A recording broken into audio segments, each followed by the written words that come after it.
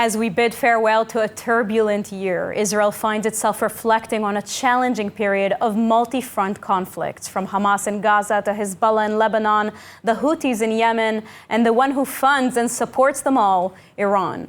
I'm joined here in studio by Dr. Einat Wilf, former MK and co-author of The War of Return, to reflect back on 2024 and discuss what lies ahead for Israel's security in the new year. Thank you for joining us, Einat. My pleasure.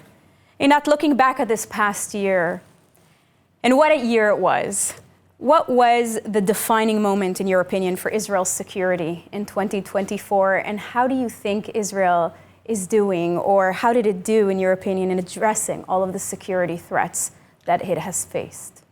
So clearly the defining moment has been the combination of the assassination of Nasrallah and the beeper operation that severely hurt Hezbollah.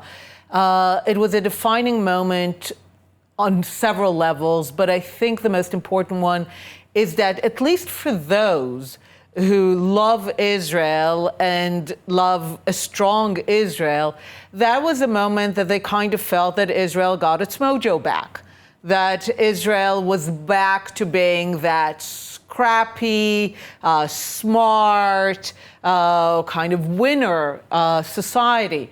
I recently met with a friend who is an investor, and he said you could really feel it, that he's now raising money to invest in Israel, and he had a very easy time raising money now because people feel in a way that Israel is back. Mm-hmm. And so that was clearly a defining moment. I think it was also a defining moment for us to also get a sense that this is moving forward. We're not just absorbing, we're actually back to being the Israeli Defense Forces that was more that of the 50s and the 60s, the one that went out there and won wars rather than constantly just kind of defending ourselves, being the Iron Dome people. Get great technology, but you don't win wars with Iron Dome. So that was clearly the defining and in many ways a moment of change. Now, what do you think are the key takeaways from Israel's war in Gaza and on all the other fronts? Do we have specific takeaways, do you think, from 2024? I would have three. The first takeaway is that the Israelis are willing to fight, sacrifice for the state of Israel. I think someone like Sinwar, coming from the Arab world, he thinks a bit like the Assad situation, right? When dictatorships fall, they fall like a house of cards. Nobody wants to fight for them, and they're gone.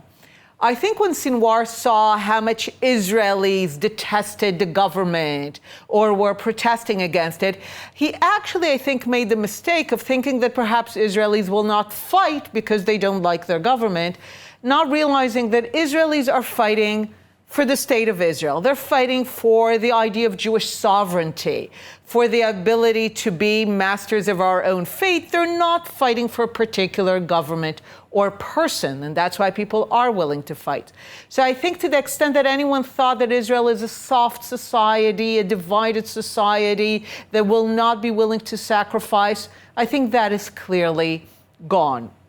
The other takeaway is that still, unfortunately, our enemies remain deeply devoted to our destruction. We are facing enemies, whether it is the Palestinians in Gaza, but more generally, Hezbollah, who they don't want a negotiable thing. They're not looking for statehood. They're not looking to achieve something that we can discuss. They want us not to be here, certainly not as a sovereign people. So we need to understand that those are our enemies. And the third takeaway, I would say, is that we have still failed to achieve grand goals and visions for the war. With respect to the Palestinians, I think we made the mistake of saying that the war is only against Hamas rather than against what I've come to call Palestinianism, the ideology and identity that is obsessed with Jewish self-determination and its non-existence. Mm-hmm. We needed to make clear that the war needs to bring an end to Palestinianism, and the same in Lebanon. We shouldn't go back to a failed UN resolution. We should demand nothing less than peace, that the country of Lebanon actually finally make full and complete peace with Israel. Mm-hmm. Now, Iran is the common thread linking all of these threats. How effective has Israel been in countering Iran's regional influence this year? Quite effective. I mean, one by one, we've been able to take down the most important one were Hezbollah. And of course, Syria is not our doing, but that's one of the things, a lucky break. The thing about Iran is that, again, ultimately, the Ayatollah regime will come down. I look at it through history. In the last century, every supporter of Palestinianism, from the Nazis to the Pan-Arabists to the Soviets, ultimately collapsed because, again, it's the mark of a sick society to be so obsessed with Jewish self-determination, with Jews in general. I have no doubt that the Ayatollah regime will fall. I hope that it's going to be in a cold war rather than a hot war, but the stage is definitely set for that.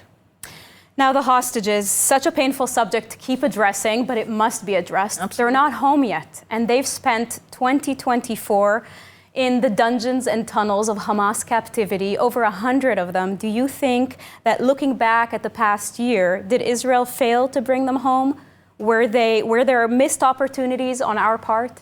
They failed, but in a way that I don't think people think we failed.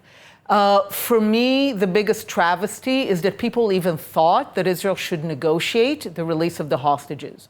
It's so crazy that we don't even think about how crazy it is, that we normalize a situation that an army, a country invaded us, kidnapped our people from their beds on a Shabbat morning, and then it was normalized that Israel then has to negotiate their release. The message should have been, a bit like President Trump recently said, there'll be hell to pay. Israel owes you nothing. Israel certainly doesn't owe you electricity, water, supplies. I think the message should have been nothing goes in until the hostages come out. And that it's not a negotiating situation.